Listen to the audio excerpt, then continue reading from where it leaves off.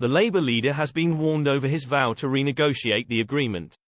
Sir Keir Starmer has been dealt a blow by the European Union over his plan to rewrite the Brexit deal. The Labour leader pledged to seek a much better agreement with Brussels if his party takes power at the next general election.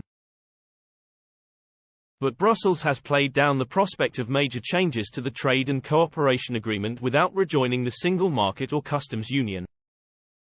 An EU source told The Times, unless Starmer is prepared to take a quantum leap and change Labour's position on membership of the customs union, then any renegotiation will really be not much more than a rebranding exercise. You could call it the Dover deal, but it will still work in the same way. A diplomat from a national government generally sympathetic to closer trade ties added, Starmer does not want to rejoin the EU or the single market. It is not a big change in the UK approach, so why should the Europeans rethink everything? In terms of friction, the TCA works better for the EU and countries with trade ties to the UK than it does for the Brits. What is in it for us? What do we get? Labour has long been critical of the deal negotiated by the Tories under Boris Johnson, which is up for review in 2025.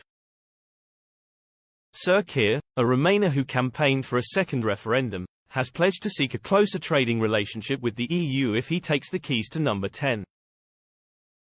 Speaking to the Financial Times, the frontrunner to become the next Prime Minister said he would be pushing for a rewritten Brexit deal. Sir Keir told the newspaper, "Almost everyone recognises the deal Johnson struck is not a good deal, it's far too thin. As we go into 2025 we will attempt to get a much better deal for the UK."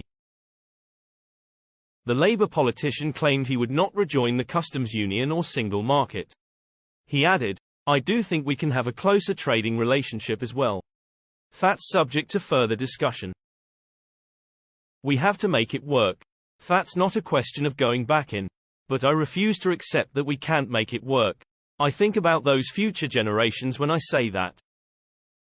I say that as a dad. I've got a 15-year-old boy and a 12-year-old girl.